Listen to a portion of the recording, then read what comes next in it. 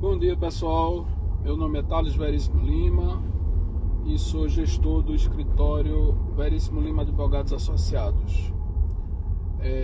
Eu estou abrindo essa live aqui para, na verdade, dar uma dica, comentar um caso que ocorreu semana passada, na quinzena passada, aproximadamente lá no escritório, e aproveitar e comentar as dificuldades e dar dicas aos nossos clientes ou, enfim, quem esteja passando por uma situação parecida com a que ocorreu. Na verdade, o caso é muito simples. Foi uma rescisão contratual de um contrato de locação. O contrato de aproximadamente 5 anos iniciou-se em 2014, foi 6 anos e foi rescindido agora em 2020. O que ocorreu?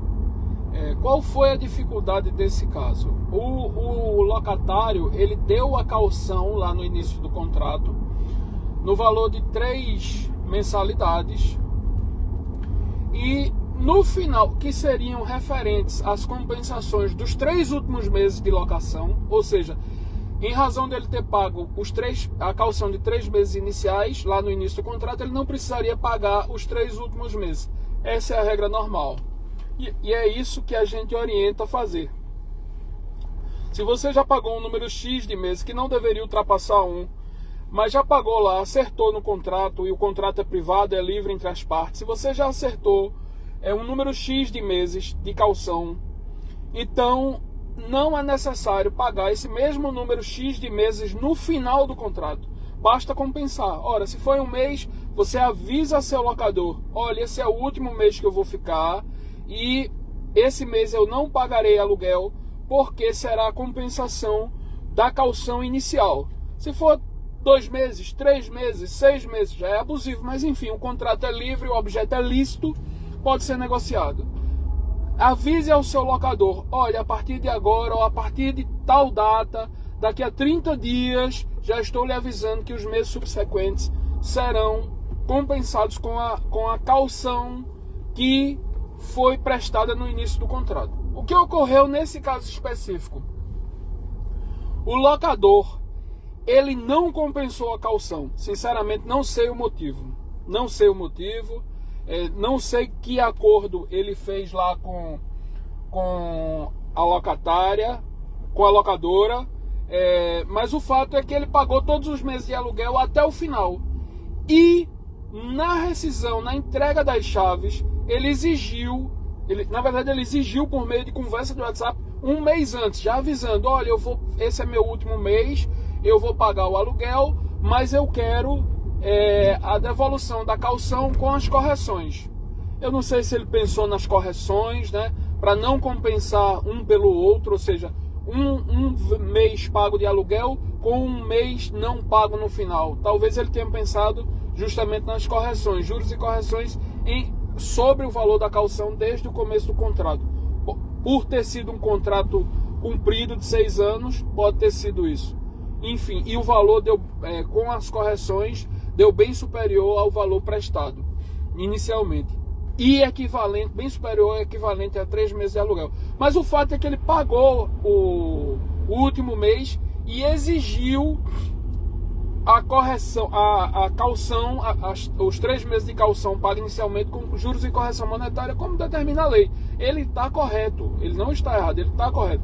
O problema é o seguinte: não está aí o problema. Na verdade, o problema ocorreu porque durante todos esses 6 meses de locação, 6 anos de locação, não houve. As partes reajustaram o aluguel diversas vezes, inclusive por conta da pandemia, nesses últimos 3 anos principalmente. Por conta da pandemia, o valor da parcela locatícia se manteve exatamente igual. O que ocorreu? Logo no início do contrato, no final do primeiro ano, eles reajustaram o valor da parcela locatícia para menos, para reduzir. Foi inicialmente contratado R$ 2.800, o locatário pagou os primeiros 12 meses R$ 1.800 e no final do primeiro ano locador e locatário entraram em acordo e reduziram a parcela locatícia para R$ 2.500, ou seja, reduziram em R$ 300. E esse valor se manteve por 4 anos. Esse valor se manteve por 4 anos. E só foi aumentado de novo para R$ 2.800 no último ano, na vigência do último ano. E aí houve um problema. O problema foi o seguinte: eles trataram de toda a conversa, tanto de redução do primeiro ano, quanto de manutenção do valor pelos próximos 4 anos seguintes. E inclusive trataram também a majoração para o último ano, de volta para 2.800, tudo por meio de conversas e áudios de WhatsApp. E aí a dica que eu estou querendo dar a vocês, é o objeto desse vídeo, né? Aproveitar aqui que estou dirigindo, que é um tempo um pouco ocioso, a gente fica só olhando o trânsito, para realmente passar, dar dicas a vocês do que fazer e principalmente do que não fazer. Veja bem, conversas de WhatsApp, elas são válidas, são um meio de prova. Não há problema com relação a isso. O problema é que é uma prova frágil, né? Principalmente quando é tratado por meio de áudio, porque nós temos dificuldade, inclusive o juiz tem dificuldade de analisar, primeiro de juntar no PJE os áudios, já começa a ficar difícil. Depois, o juiz não tem tempo de ficar ouvindo os áudios que a gente conversa corriqueiramente, né?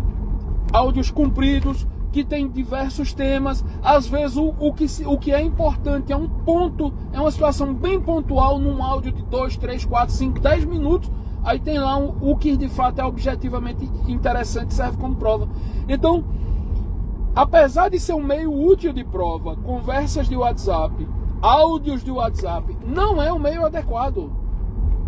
Um ajuste de repactuação contratual, mesmo que um termo de ajuste, mesmo que seja simples como a repactuação da parcela locatícia, ou ainda a alteração da data de vencimento, ou principalmente a alteração da forma de pagamento, é recomendado que seja feito um termo aditivo sobre o contrato, que seja documentado, papel.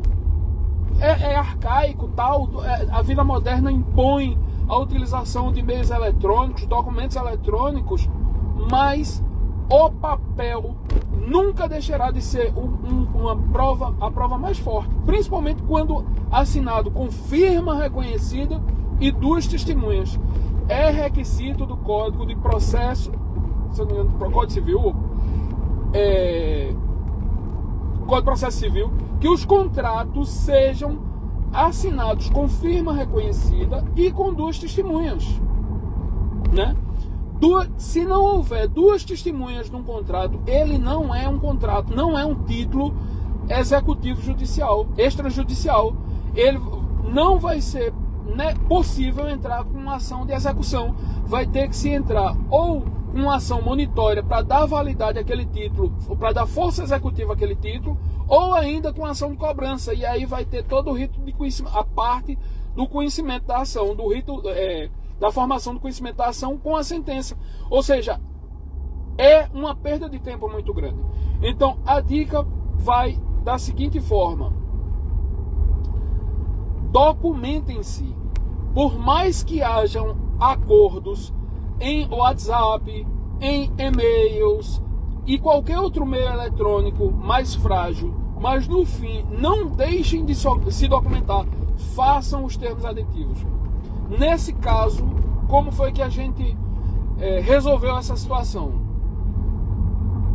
Primeiro, deu muito trabalho, porque teve que se voltar a conversa de 6 anos de conversa no WhatsApp. Teve que catar pontualmente onde houve esses ajustes de manutenção, de redução, manutenção e majoração de aluguel. E só então uma ação que levaria no máximo 1 dia ou 2 para terminar, passei quase 15 dias, primeiro porque tinha que combinar as agendas, né? Eu tive que combinar com o meu cliente pra gente. Ele me mandava imagens que não provavam nada, áudios que não provavam nada, e ele alegava que tinha isso no computador, no celular dele, mas eu dizia, olha, isso não prova nada. Desse jeito a gente vai perder. E aí ele teve que marcar uma agenda para um belo dia eu dizer, meu amigo, me mostra aqui seu celular, pelo amor de Deus, para ver se a gente cata, porque você tá me dizendo que tem e o que você me manda não serve. Então, teve que a gente marcar um dia para eu ir olhar o celular dele, e aí sim eu escolhi os prints de tela e os áudios que de fato demonstravam o que de fato ele alegava ter direito, que era, como eu disse, a redução do aluguel com manutenção por 4 anos e majoração no último ano de volta para o valor inicial. Então, a gente efetivamente conseguiu provar, mas é uma prova ainda assim frágil, porque são conversas de WhatsApp, né? São facilmente editável uma imagem de WhatsApp. Não é um contrato assinado com firma reconhecida, com testemunha e por aí vai. É uma imagem, fotografia, como todo mundo sabe, principalmente agora com acesso a todas essas ferramentas de edição de imagens, é uma prova frágil. Simplesmente, se eu fosse advogado da outra parte, eu ia alegar que a imagem tinha sido editada, tá certo? Que isso é uma alegação desleal, se de fato não foi editada, e há possibilidade de submeter o telefone à perícia, inclusive majorando a condenação por litigância de má-fé de quem alegou um argumento falso. Mas, no fim, isso tudo só atrasa o processo, né? Se vocês, como clientes, querem processos rápidos, processos céleres, processos que andem com facilidade, e a gente tem, acredito todos os advogados, muita cobrança com relação à tramitação, ao tempo de tramitação dos processos, vocês têm que se documentar. E provas, documentos assinados com firma reconhecida, principalmente por autenticidade, com testemunhas, são ainda as provas mais fortes do direito. Então, a dica de hoje é nesse sentido de dizer que vocês, na qualidade de cliente, população, documentem-se, façam prova dos direitos que vocês que são garantidos a vocês, que assistem a vocês, né? Se você contratou alguma coisa, se você tem algum negócio com alguém, se você tem algum direito, se você paga uma fatura, não descarte os documentos, o comprovante de pagamento principalmente. Tirem xerox, assinem, exijam que sua contraparte vá ao cartório com vocês e assinem os documentos e reconheçam a firma com assinatura por autenticidade. Não, se for algo realmente importante, evitem a assinatura por semelhança, porque a assinatura por semelhança ainda pode surgir um incidente de falsidade ideológica alegando que a assinatura seja falsificada. E aí lá se vai mais um incidente a ser resolvido no processo até se decidir se a assinatura é verdadeira ou não. Então, se alguma coisa é importante para vocês, a venda de um carro, a venda de um imóvel, um contrato com um valor relevante, exijam que a sua contraparte vá ao cartório e deixem para assinar o documento na frente do tabelião com reconhecimento de firma por autenticidade. Porque aí o tabelião declara que viu a pessoa, a contraparte correta, que viu ele assinar o documento naquela hora lá. Que foi efetivamente, a pessoa que assina é efetivamente aquela pessoa que está no contrato. Então, já evita esse incidente de falsidade ideológica, né? E o valor do reconhecimento de firma por semelhança e por autenticidade é praticamente o mesmo, não há diferença. Acho que a diferença deve ser mínima, R$1, 2 no máximo, o que lhe evita um problemão na frente, se realmente é um documento que deve ser produzido com uma fé mais forte, uma prova quase que inquestionável de que aquela assinatura foi a contraparte contratante que assinou. Então, façam isso, produzam provas que garantam o direito de vocês. Não há advogado bom com o cliente ruim. Isso é um brocardo, é um jargão que existe no mundo do direito, e é verdade. Quantas pessoas... Teve um outro fato, eu vou contar rapidamente, mas isso vai ficar para uma outra live. Um prestador de serviço que inclusive trabalha para mim, ele foi contratado para construir, para terminar a reforma de uma casa. Tratou tudo pelo WhatsApp. Quando chegou perto do final da obra, a contratante virou para ele e disse: olha, perto do final, faltava quanto para terminar a sua obra? Ele disse: 4 metros de cerâmica, todo o resto estava feito já. Eu disse: 4 metros de cerâmica? Ele fez numa sala lá, que faltava só botar o piso. E, caramba! Aí ele virou e disse: não, mas aí quando faltava, a dona chegou e disse que não tinha gostado do serviço que eu fiz, mandou eu parar e ir embora e disse que não ia pagar mais. Ou seja, ficou faltando 4 metros de cerâmica para terminar a reforma de uma casa, e a mulher contratou com ele 16 mil reais e deixou de pagar 7 mil reais. O que é que acontece? Ele tem direito a receber os 7 mil? Tem. Agora, como é que ele prova? Eu virei para ele e disse: você tem o contrato disso? Não. Tirou foto? Tem algumas fotos que apagaram, já ficaram turva. O WhatsApp, sei lá, apagou dele, não aparece com nitidez. Tem os itens da obra? Tem algumas, mas ela foi acrescentando mais e a gente foi conversando e tal. Meu irmão, olha, com um processo eu posso entrar. Agora, se você não tem uma forma de provar exatamente o que você alega, vai lhe complicar a sua vida. Pode ser que você ganhe, pode ser que não, pode ser que perca. Mas se quiser entrar, a gente entra com o processo, claro. Você tem o seu direito de cobrar. Ele não anotou o endereço da casa onde é, e ficou de passar lá para pegar o endereço, para ver onde é.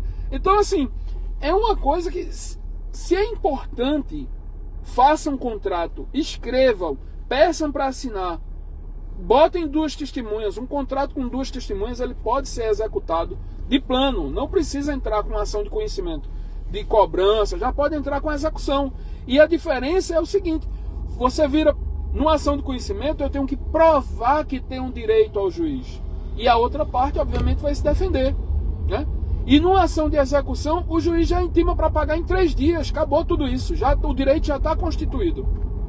Para isso que servem contratos. Contratos servem para ser demonstrado o direito. Ah, mas a outra parte não tem defesa? Tem.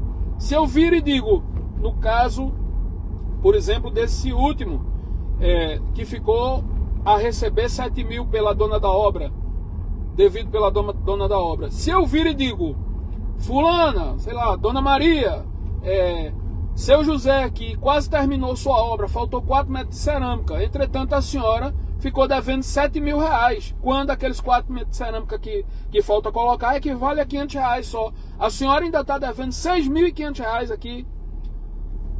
Aí ela vai e vai dizer na defesa dela: ah, não, mas não ficou faltando só os 4 metros de cerâmica como ela alega. Tá faltando construir aquela parede ali, tá faltando pintar o outro lugar, tá faltando a bacia do banheiro, e por aí vai. Ela vai fazer a defesa. Não é uma situação, uma execução não é uma situação direta e sem defesa. Tudo no processo tem um contraditório. Então, há defesa sim, mas é uma defesa mais complicada. Ela é que vai ter que provar agora que ele não fez, né? E aí, obviamente, isso vai ser discutido, né? Ela que vai ter que alegar. Se ele tem as fotos dizendo que fez e ela está dizendo que não fez, bem, o juiz pode até fazer uma inspeção, se for o caso, né? Mas o que é muito difícil, só vi uma vez acontecer.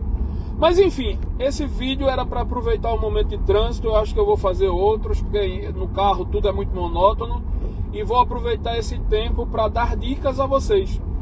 Produzam documentos, guardem comprovantes de pagamentos, não deixem as coisas soltas. Coloque a contraparte, a parte que você trata, para assinar contratos. Contratos são a base do direito moderno. Era isso que eu queria dizer a vocês, e até a próxima live. Um abraço, tchau.